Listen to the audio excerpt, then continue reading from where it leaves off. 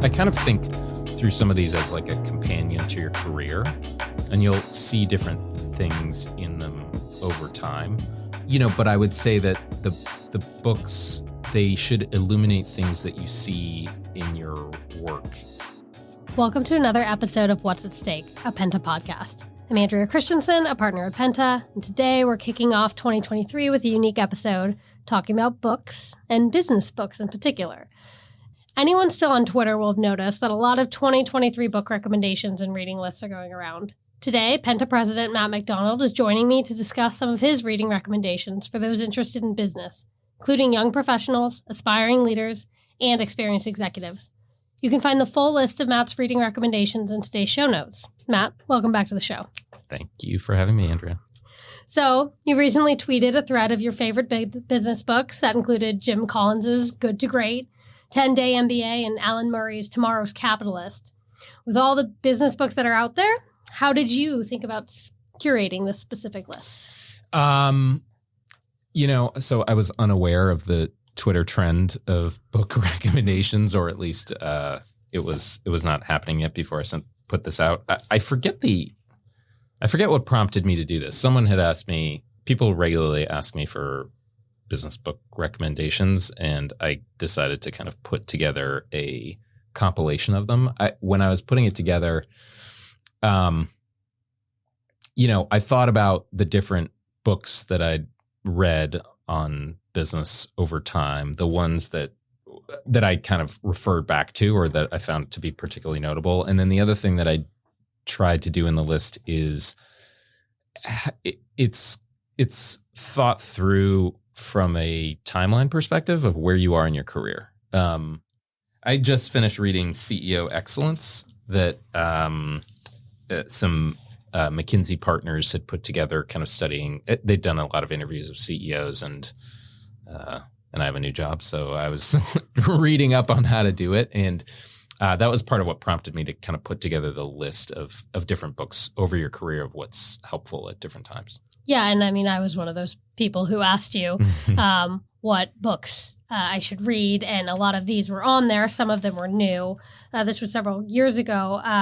You mentioned that you kind of went back through books, and so there are some that you go back to again and again. I mean, what would you say are some of the best takeaways from some of these books for somebody earlier in their career?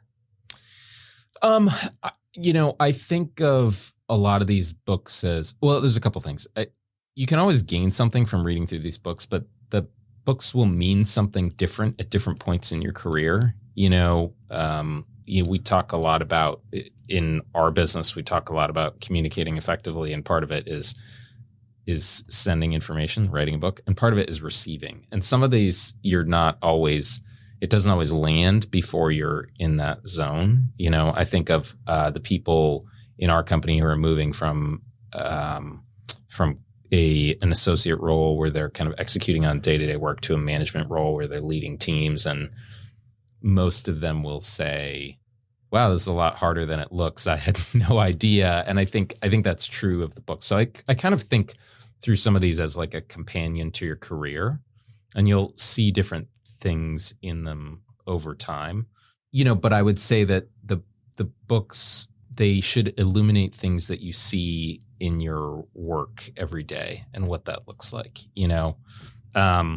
Just some of the things that I think about that have cropped up. I have Jack Welch's Winning on here, which she wrote with Susie Welch. He, when I was in business school, he was one of my professors, and and I remember him talking about, and it's outlined in this book, I remember him talking about, values in a company. And he articulated it as, he talked about it in terms of habits. And I always thought that was a particularly effective way of thinking through values, is that, we've all been in companies where like there's some motto written on the wall or whatever, and that may or may not conform to people, how they experience the work or how the company actually works and that sort of stuff. I mean, I'm sure Enron had values, corporate values that that weren't lived out, right? Jack always talked about it as habits in the sense of,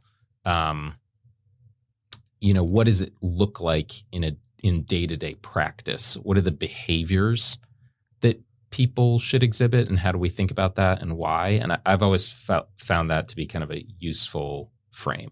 Like another example from Neil Irwin's book, which was How to Win in a Winner-Take-All World, which we, HPS actually collaborated with Neil. We did, he interviewed one of our alums for it. We talked to him a lot about some of the stuff that we do here, but his articulation, and I think he did this research in part with LinkedIn, but his articulation from a career progression perspective of like a lattice framework of career, which is to say, seeing one industry or one business from multiple different angles is the path to success within companies. I think that there's a lot of value in that, in understanding that, okay, seeing a business from the finance perspective, seeing a business from the marketing perspective, sales and client service, it gives you a more holistic understanding of the business and what the different mechanisms and interplays are that become value over time. There's a ton of those types of little nuggets that you get as you read through these. So, those are two that kind of jump to mind. Yeah. And I think that that's an interesting point too, because you look at a whole big stack of books and you think, okay, this is really intimidating. How do I get through all of these? And even there might be 5 nuggets in one book that are really going to stick with you, but do you have to read that whole book? Do you have any kind of tactics that you think about to get through books? Do you speed read? Do you skim? How do you do that? Yeah. So, one, I write in my books. Not typically for like nonfiction. I don't typically notate fiction when I'm reading fiction, but I write in my books. So I will underline passages. I'll make comments on passages. I will dog ear pages for stuff that I might want to return to. It depends on the book, but I typically find that the better books have more dog ears, and the ones that I didn't get as much out of don't. So I do that, which makes it, there, in theory, I think that there's better retention, but also it helps you refer back to stuff that you want to kind of revisit or think about again. And then the other thing with business books and with nonfiction books is that I think you can go faster when you read them. I will read what I typically find myself doing is I'll read parts in depth that are new to me, and then I'll skim or move faster through sections that are kind of stuff that I know or have read about somewhere else, that type of thing. So, I mean, the nice thing is that while it's a big pile, is that as you read more and more books, the books tend to go quicker, because even though, there's obviously a lot of great writing out there, is that there's, there are ideas that have been done before. And so you don't kind of need to dwell on every last aspect of it. Yeah. I was back in my copy of The McKinsey Way, which is also on Matt's book list. And I had read somewhere that Bill Gates writes in the kind of front cover as he's going through, and I had done that for this. And basically everything you need to know about the book was that I needed to know about the book was in kind of those first 2 cover pages. And I went back and skimmed it yesterday and was like, wow, I still use this stuff every day, which is really helpful and definitely worth the time. So before this conversation, I did Google the top New Year's resolutions for 2023, and reading more was not on the list. So why do you think people should prioritize these kind of books as a part of their sort of yearly look ahead? Well, look, one like business concept that I don't know is in any of these books, but maybe or certainly you'll run across it if you read enough business books, is the Eisenhower leadership matrix. The about what is important versus what is urgent, right? And I would say that reading about business falls squarely into the important and not urgent category, right? So I think that especially as you kind of progress in your career, at the beginning of your career where you are, occupied by more tactical stuff, and there's certainly examples of that in this reading list. As you go on, you have to kind of have more of a macro conception of business and like how things work and come together. And I think books are a helpful way to kind of continue your education and think about those, wrestle through the problems that you're dealing with every day. Yeah, and in your tweet thread, you alluded to how these books offer MBA level knowledge at kind of a Starbucks a week sort of price tag. So, I mean, and I had asked you, should I go get my MBA? You said, read these books first, and then we should talk about it. And what's your take on when should someone go get an MBA? Like, what's the difference between reading a book list and then going to school? You have to. So, unlike, for example, a law degree, you don't need an MBA to practice business. So there's nothing that requires that. I think that in business school world, typically people think about MBAs in two frames. One is a career switching exercise, and two is a credentialing exercise. And there are certain worlds like consulting or investment banking or places like that where the track is that you do a couple of years after undergrad, you go back to business school, you come back in an elevated role. It's part of like the career development progression. I think, but there's also examples of I don't think startup world in general has historically valued MBAs particularly highly. So it depends on the industry that you're in. And then ultimately it probably, and if you want to switch industries, it can be a good tool for some of that stuff. So like if you're in marketing and you want to go into finance, it's a good way to make that jump in ways that otherwise people might not give you a look. Yeah, if you can make it through the accounting chapter in the 10-day MBA, maybe you should go. Yeah. I did not make it through that chapter. That's all right.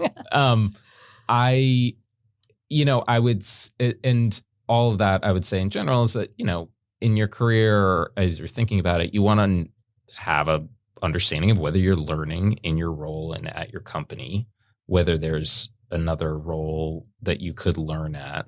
But that's fundamentally what it's about, right? Is, the other thing that an MBA gives you is the discipline to go learn because someone's grading you and you're paying for it, right? So, there's not everyone is like an autodidact and can just kind of consume reams of books. And then within MBAs too, is that there's obviously the network and the people that you meet and the different experiences you have. That's all of value, but it kind of, it obviously depends on the person. Okay. So I want to take this from sort of people earlier mid-career to, more experienced professionals. You recently became the president of Penta. Was there anything you read, old or new, that you found particularly helpful as, you've taken on this new role? Yeah. I mean, I read through CEO Excellence and dog-eared a lot of it. I thought it was good. As an example, there's a couple of things that they had talked about just as examples of stuff that struck me is one is the importance of a cadence to the year within an organization, right? So both in terms of meetings and in terms of seasonality, you can even think about it within our company of there's a time that we do recruiting, there's a time that we do reviews, there's a time that's very focused on business development. There's kind of these cycles to the year that help provide structure to the entire company and connectivity. And likewise, underlying that, one thing that I would think about that we've put some thought into and work on is that, people can get preoccupied by organizational design and how a given company is structured. And rightly so, it's important. But the other thing that kind of goes along with that is that most people who think about organizational design would say, you don't engage in organizational design without an understanding of the people and the talent, right? Because a structure that doesn't fit the people isn't a great structure, and people can get preoccupied by like what's the ideal structure for this. I would add to that is the rhythm of meetings that occur within an organization. It's not just the organizational design, but it's the meeting rhythm and how the interaction with people, what that cycle looks like, is really important too. That was something that the book referenced that we've been trying to implement as we've kind of combined the companies and thought about this. Yeah, and I mean, at Penta, we're focused on sort of stakeholder solutions, better understanding and engagement with the many stakeholders that businesses have. Yeah. So as CEOs of other companies start looking ahead to 2023, thinking about how the broader environment and zeitgeist has just changed very rapidly over time, what should they be thinking about? What should they be reading? What would your advice be to them? Yeah, it's interesting. I mean, I'd mentioned Alan Murray's book on here, which is a little bit more of a narrative than a how-to. But as I've been thinking about kind of the trend, engaging with stakeholders, it's interesting. There's a lot of discussion around, Friedman's purpose of a corporation, the BRT update to the purpose of a corporation. If you actually go back further, Peter Drucker in, it might have been the 50s, who was kind of, he is an early pioneer of the business book as a popular way for businesses to think about their companies and all this sort of stuff. He articulated the purpose of a business is to create a customer. And I actually think that's a very interesting frame because I would say that he would kind of frame it as you have something that you are offering and you have someone who actually wants to buy it. And the question of profit in that context becomes a question of not really purpose, but of a measurement of the purpose, right? So I thought that as I was looking through some of that stuff, and we've been thinking about what the work that we do with clients on stakeholders, I thought about that. But even within these books, I think that a lot of this stuff relates to time horizons and what you're solving for over what time horizon. And if you, like we just witnessed over the holiday stretch, the experience of Southwest with the debacle on canceled flights and their IT systems. And I was actually talking to my dad about this over the holidays as we were doing family travel and whatnot. And, the thing that I said to him is the IT system that undergirds the functioning of the airline is not one of those sexy things that the CEO gets praised for or rewarded for by analysts on earnings calls or any of that sort of stuff. But if you extend the time horizon long enough and you don't refresh your IT base, this is what happens. And so I think when you think about kind of some of the discussions around stakeholders and how you manage stakeholders, you have to think about time horizon, because you can kind of, you can deprioritize anything on a short enough time horizon, but kind of back to the Eisenhower matrix, over time, things like this become really, really important and all of a sudden become this kind of moment of truth where either you deliver or you don't deliver. Well, it's also foundational, right? To have a IT infrastructure, and going back to kind of the Jack Welch values piece that you were talking about earlier, those are foundational pieces for businesses, and getting them right is important for the long-term success of any company. Yeah, absolutely. So thinking about wrapping it up here, 2 questions. What are your daily must-reads, and what do you read for fun? Ooh, good questions. I read a lot. So I don't know, my daily must-reads that are routine. I read Mike Allen's tip sheet daily. We also get the hard copy of the Wall Street Journal at home, so I will probably flip through that in the morning. Those are kind of my routines. I mean, we have within our company, we have like tons of just information flow. So just even trying to keep on top of that it's a constant flow of information. So almost more than kind of what's my daily must read, I would say that like thinking about how I prioritize information consumption is a big deal. For fun, so right now I'm reading Ted Chiang's Exhalation, which is a collection of short stories. He is a kind of science fiction writer, but it's with a little bit of a twist. He was the one who wrote the short story that inspired Arrival. So he's a good read. It definitely makes you think differently about stuff. There was a the story that I was listening to as I was coming in on the drive this morning was about from the perspective of a parrot, and the parrot was irritated because humans were spending all this time trying to contact alien civilizations, but no one talked to the parrot. And the parrot was like, we speak. Why aren't you talking to us? Anyway, I read that. I recently got the Libby app. Oh, yeah. Do you use that? Oh, yeah. So I need to renew my library card. So I've had it. So I've had it for a little while, but I've just kind of re-upped engagement with it because it's got, it has like all the magazines and this sort of stuff. We also do audiobooks for our kids when they're going to sleep. Okay. Which I don't know. Maybe that's lazy parenting, or maybe that's the greatest life hack ever. I'm not sure, but you can get a lot of audiobooks on there. I, for listeners in the DC area, Montgomery County and Fairfax and Arlington and Alexandria all have reciprocal library privileges with DC. So you can actually sign up for like 6 or 7 libraries on Libby, which actually makes it easier to go hack through what books are available or audiobooks are available. It makes it a little easier. So I've been doing some of that lately. Well, on that pro tip and parrots are aliens, we should wrap things up. Matt, been a great conversation. Thanks for joining the show.